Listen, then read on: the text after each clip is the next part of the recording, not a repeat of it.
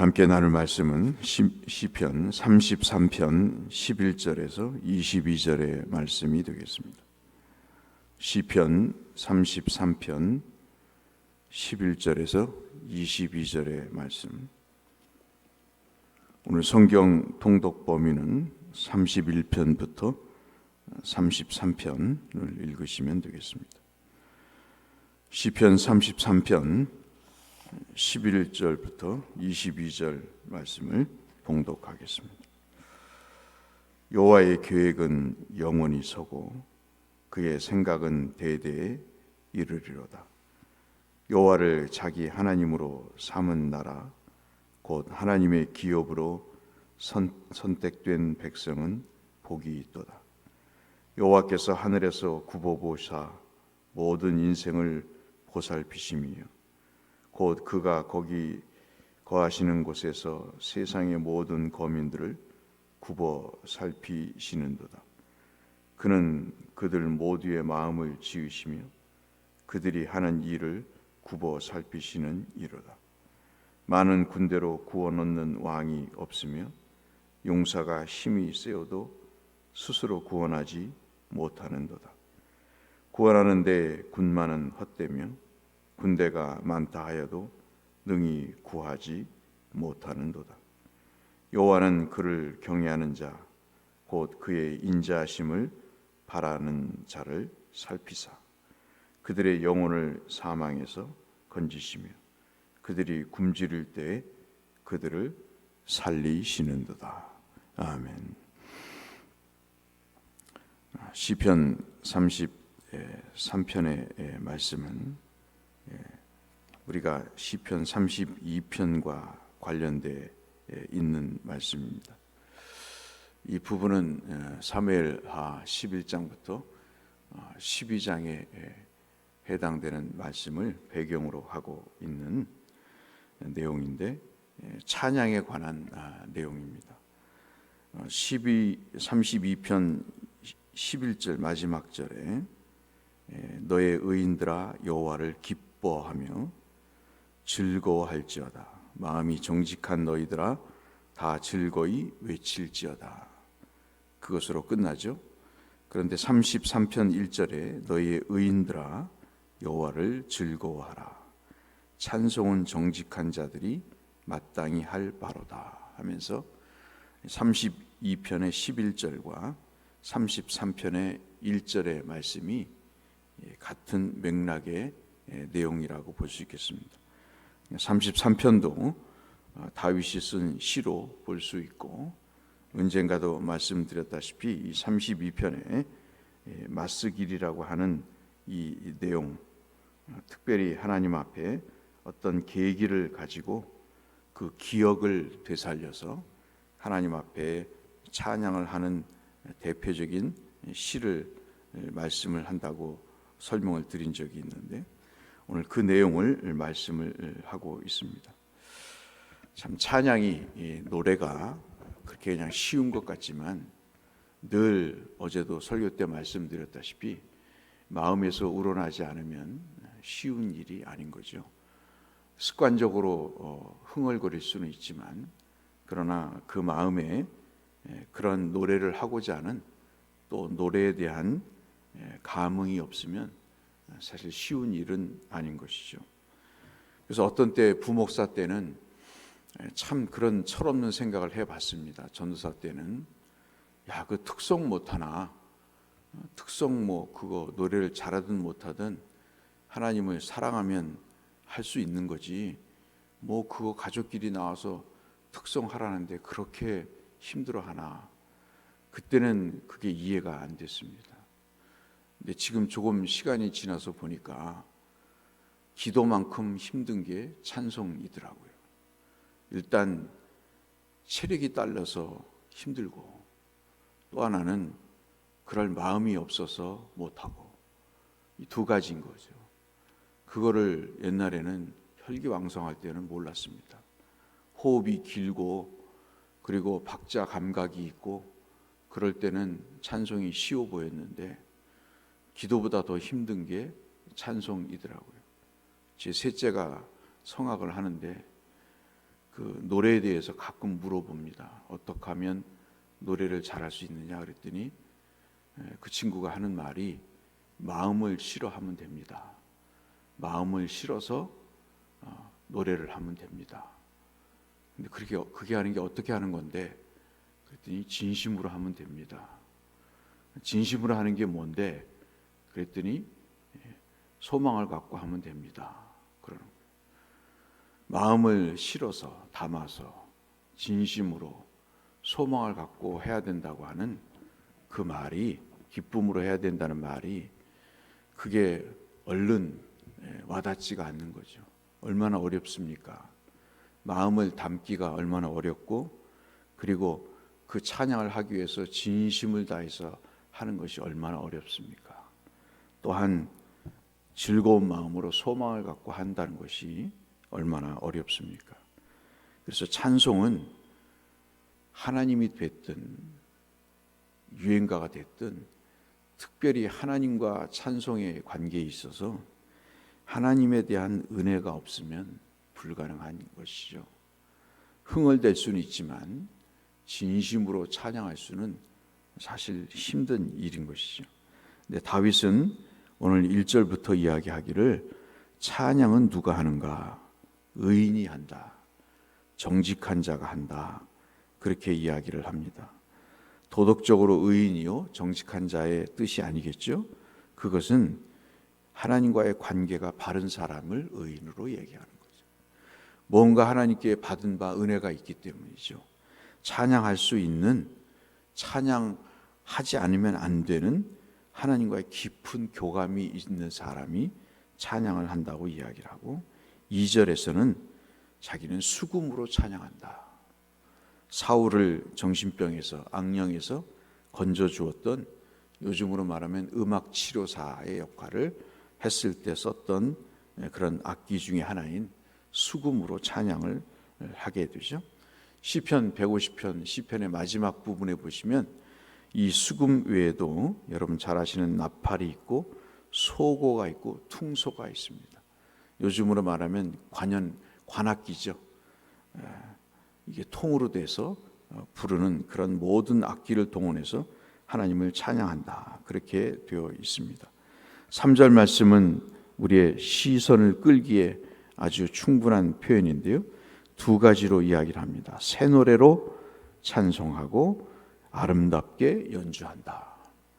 찾아봤더니 새 노래는 새로운 노래, 신곡을 얘기하는 것이 아니고, 새 노래는 하나님께서 자신을 창조하셨던 그 내용을 기억하면서 자신을 날마다 인도해 주심에 감사하는 새로운 마음으로 노래하는 것이죠. 참 설교처럼 힘든 게 뭐냐면 주일날 여러분과 함께 부르는 찬송입니다. 보통 찬송을 3곡 정도 선정을 하죠. 찬송가에서 2곡, 가스펠송에서 1곡을 선정을 하는데, 일단 설교의 주제와 맞아야 됩니다. 그것이 이제 일반적인 관점이고요. 그 주제에 맞는 찬송을 찾기가 쉽지 않습니다. 찾았어도 성도들이나 또 예배 진행자인 제가 모르는 찬송은 쉽지 않아서 또 제외돼야 되는 그런 상황이 있는데, 다윗은 그것보다 더 중요한 것이 새로운 마음으로 찬송하는 것이 굉장히 중요함을 이야기하고, 또 하나는 아름답게 연주하는 것이다. 본문을 찾아봤더니 아름답게는 참으로 기술 있게, 솜씨 있게 잘 부르라는 얘기죠. 성심을 다해서 부르라는 그런 이야기입니다. 그리고 그 찬양의 이유를 5절에 말씀하시는데요. 5절을 잠깐 보실까요? 5절을 보시면 하나님의 성품 중에 의로움을 기억하며 찬양하라. 하나님은 모든 일에 기본적으로 갖고 계신 성품이 의로우시다는 거죠. 그러니까 하나님이 때리시고 싸매시는 이런 식의 하나님으로 보시면 안 되는 겁니다. 어떤 일이든 조금 잘못되면 벌을 받았다, 조금 잘 되면 축복을 받았다고 일희일비하는 그런 신앙은요, 참 하나님 앞에 죄스러운 신앙인 것이죠. 하나님이 그런 분인가? 잘못하면 때리고 잘하면 상 주시는 분인가? 뭐 틀린 말은 아니죠. 그렇지만은 하나님은 그렇게 손바닥 뒤집듯이 그렇게 자신의 감정을 쉽게 드러내시는 분이 아닙니다. 그렇다면 여기에 살아날 사람이 없는 거죠. 누가 살아났겠습니까, 여러분? 하나님은 그런 분이 아니라 다윗이 만난 하나님은 공의로우신 하나님입니다. 성품 자체가 의로우신 하나님이고 5절의 두 번째 찬양해야 될 그 이유는 하나님이 정의로우신 하나님이시다. 하나님의 행하심이 의롭다는 것입니다. 갖고 계신 성품이 의로운 것은 공의고 그 공의를 갖고 행하시는 것은 의로운, 정의로운 것이죠. 그래서 이 두 가지를 찬송을 할 이유로 다윗은 이야기하고 있습니다. 그러니까 자기가 그 삶에서 만난 거죠. 하나님을 그렇게 알게 된 것입니다. 하나님은 공의로우신 분이다. 하나님은 정의로우신 분이다. 그분을 내가 만나서 찬양하지 않을 수 없다 하는 그런 말씀을 하게 되는 것입니다. 그리고 6절부터 19절까지의 말씀은 하나님께서 행하시는 위대한 일들 때문에 찬양하게 됩니다. 그 중에서 시간 관계상 두 부분만 놓고 말씀을 나누고 여러분도 한번 생각을 해보세요. 여러분이 왜 찬양을 해야 되는지를 다윗의 생각과 함께 견주어서 한번 생각해 보셨으면 좋겠습니다. 6절, 7절에서는 창조하셨기 때문에 찬양하는 겁니다. 나를 만드시지 않았으면 내가 어디 있었겠습니까? 그러니까 찬양하는 거죠. 부모 노릇을 해서 부모입니까? 부모 때문에 내가 태어났으니까 부모인 거죠. 요즘 자식들은 그러지 않잖아요. 해줘야 부모지 낳아준 것은 누가 낳아달라고 그랬냐 이런 식으로 얘기를 하니까 말세인 거죠. 6절로 7절 말씀은 다윗은 하나님을 찬양하는 이유를 5절에서 기본적으로 얘기한 다음에 하나님의 창조를 볼 때 노래하지 않을 수 없다. 10절부터 11절 말씀은 하나님께서 행하신 일을 찬양하시는 것. 하나님의 참으로 귀한 계획들, 나도 알지 못하는 지혜로 비롯된 하나님의 신묘막측한 계획들이 자신과 자신의 나라에 자신의 인생에 펼쳐지는 모습을 보고 참으로 놀랄 수밖에 없는, 찬양할 수밖에 없는 부족한 저에게도 그런 것이 엿보이는데 그래서 찬양하게 되는 것이죠. 오늘 주님은 그렇게 말씀을 다윗을 통해서 찬양의 내용을 설명하고 있습니다. 찬양하면 20절 마지막 22절 부분에 보시면 그 사람에게 소망이 있음을 얘기합니다. 찬양이 주는 유익으로 자신에게 하나님만을 바라볼 수 있는 하나님의 도움과 방패가 되시는 그 하나님이 더더욱 선명하게 드러난다는 의미에서 찬양은 소망을 준다. 그렇게 말씀을 하고 있습니다.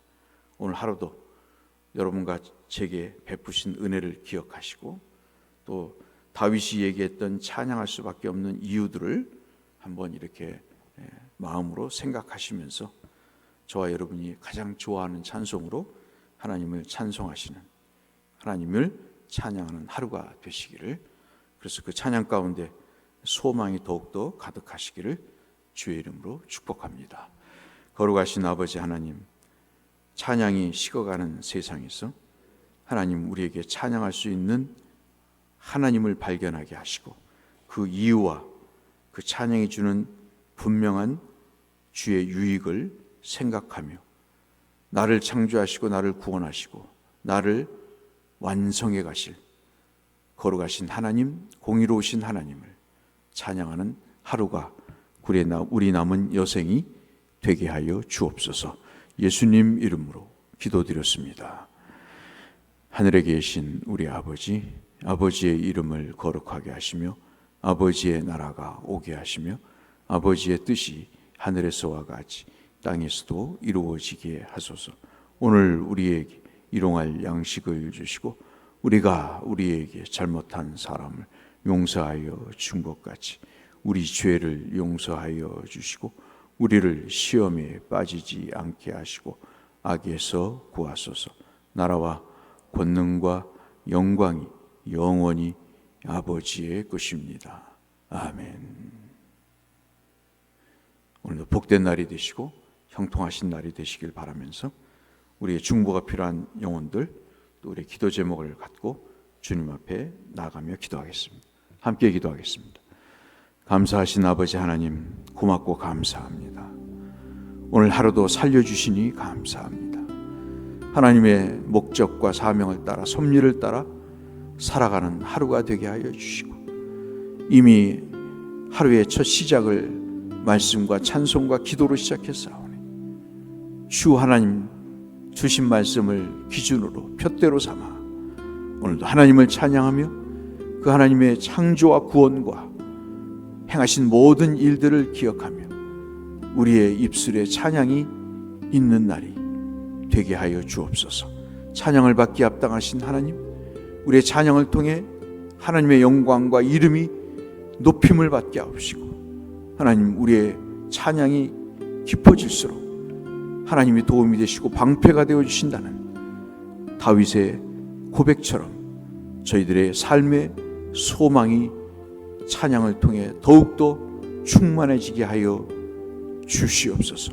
우리 모든 성도들을 지켜주시고 오늘도 하나님의 섭리 가운데 붙드시고 주 하나님 고통과 아픔을 제하시고 하나님께서 확신과 믿음을 주셔서 주의 섭리 가운데 신묘막측한 하나님의 은혜를 경험하는 성도님들 되게 하여 주시옵소서.